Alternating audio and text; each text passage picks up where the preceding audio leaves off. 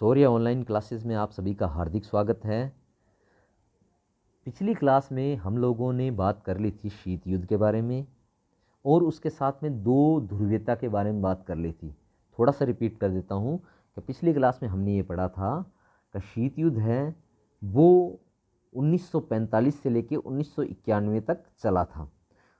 ये क्यों चला था? क्योंकि विश्व के अंदर दो महाशक्तियों का उदय हो गया था। एक का नाम था सोवियत संघ और एक का नाम था अमेरिका। इन दोनों के बीच में वर्चस्व की लड़ाई थी, विचारधाराओं की लड़ाई थी, जिसे हम शीत युद्ध का नाम दे रहे थे।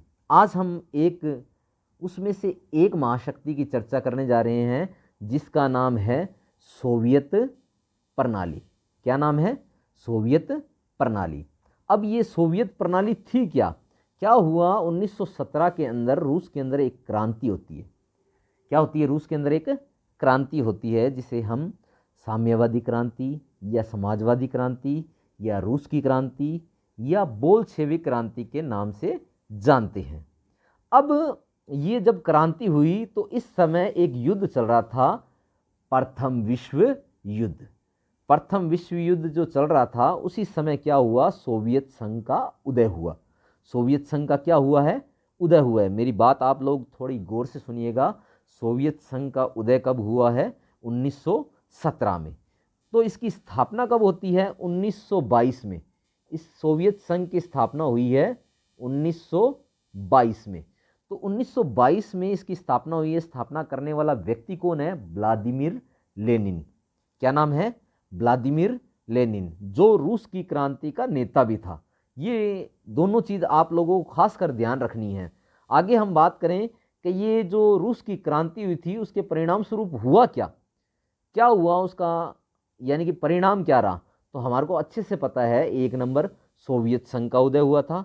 सोवियत संघ यानी कि यूएसएसआर, इसका पूरा नाम है union of Soviet socialist Republic, यानी कि समाजवादी सोवियत गणराज्य संघ, इसका पूरा नाम है। आगे बात करें कि इसके अंदर कौन सी विचारधारा थी, समाजवादी विचारधारा या साम्यवादी विचारधारा। इस विचारधारा के बारे में मैं आप लोगों को थोड़ा सा बता देता हूँ। इस विचारधारा के अंतर्गत ये होता है कि राज्य होता है वो सभी प्रकार के जितने भी संसाधन होते हैं उन सब पर क्या करता है? नियंत्रण स्थापित रखता है। यानी कि सारी जो फैसले हैं वो राज्य ही लेता है। कोई एक व्यक्ति या विशेष या बाजार कोई फैसले नहीं लेता है, सारे फैसले हैं वो राज्य लेता है।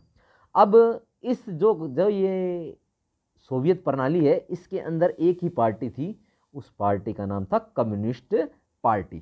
क्या नाम था? Communist party. उसी का शासन था।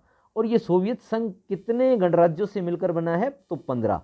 आप लोगों को ध्यान रखना है, आप लोगों से प्रश्न पूछ सकता है कि सोवियत संघ में कितने गणराज्य शामिल थे? तो 15 गणराज्य थे। कितने थे? 15 गणराज्य शामिल थे। इसके अंदर अलग अलग थे, जो अधिकतर थे रूस से थे और कुछ यूरोप से थे गणराज्य। उनकी चर्चा है वो हम अगले वीडियो में कर लेंगे। तो आगे देखिए सोवियत संघ की प्रमुख विशेषताएं। अब सोवियत संघ के अंदर प्रमुख विशेषता थी क्या? तो हमारे को एक नंबर बात समझ में आनी चाहिए कि यहाँ पर एक ही दल था। एक दल कौन सा था जिसके बारे में हमने बात की? उसका नाम क्या है? Communist party. क्या नाम था? Communist party. एक ही दल था यहाँ पर और इस एक दल का नाम क्या है? कम्युनिस्ट पार्टी था। और अब इसके अलावा और क्या थी इसकी विशेषता? कि यहाँ योजनाबद्ध अर्थव्यवस्था थी। योजनाबद्ध का मतलब है प्लानिंग करते थे 5 साल के लिए, 10 साल के लिए। हमारे को ये पता होना चाहिए पंचवर्षीय योजना हमने जो रूस से ली है, जो कि यूएसएसआर का ही एक जो अहम हिस्सा था उस समय। तो योजनाबद्ध अर्थव्यवस्था का मतलब ये है कि लंबे समय के लिए कुछ योजनाएं बनाते थे। योजना बना करके फिर अर्थव्यवस्था को आगे बढ़ाया जाता था। उसके अलावा यहाँ पर क्या है? विशाल प्राकृतिक संसाधन थे, ऊर्जा के भंडार थे।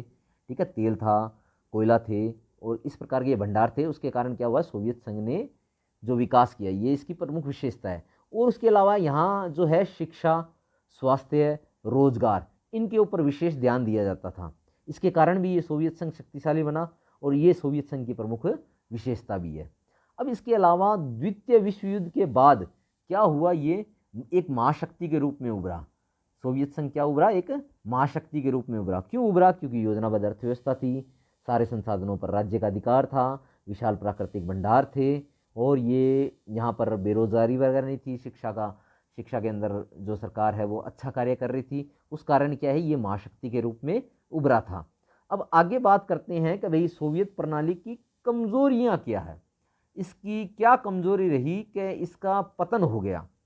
हमारे को पता है, हमारे पाठ का नाम दो ध्रुवीयता का अंत है, तो यानी कि सोवियत जो संघ है उसका अंत हो गया। तो उसका अंत किस कारण हुआ, उसके अंदर कुछ ना कुछ क्या रही होंगी, कमजोरियां रही होंगी, उसके कारण उसका अंत हुआ। ऐसे तो विस्तृत रूप से चर्चा है, वो अगली वीडियो में करेंगे हम। तो इसके बारे में थोड़ा एक कमियों के बारे में प्रश्न आ जाता है, सोवियत प्रणाली की कमियां क्या क्या है। तो पहली नंबर कमी है लोकतंत्र और अभिव्यक्ति की स्वतंत्रता नहीं थी। हमारे को अच्छे से पता है यहाँ पर एक ही पार्टी का शासन था, तो एक ही पार्टी का शासन था तो यहाँ पर लोकतंत्र नहीं था। और उसके अलावा अभिव्यक्ति की स्वतंत्रता की आज़ादी यहाँ पर नहीं थी, यानी कि व्यक्ति को बोलने की आज़ादी नहीं थी। व्यक्ति है वो सरकार के खिलाफ कुछ भी बोल नहीं सकता था, तो सरकार के खिलाफ बोल नहीं सकता था, वहाँ के लोग क्या करते होंगे, तो कार्टून के माध्यम से जो है वहाँ के लोग अपनी विचारों को या अपनी बातों को रखते थे। फिर और उसके अलावा क्या है, यहाँ पर सारे जो कर्मचारी काम करते थे यानी नौकरशाही काम करते थे, और वो भ्रष्टाचारी थे। कैसे थे, भ्रष्टाचारी। कोई भी काम करवाना होता तो कर्मचारी क्या था, ये भ्रष्टाचारी हो गए थे।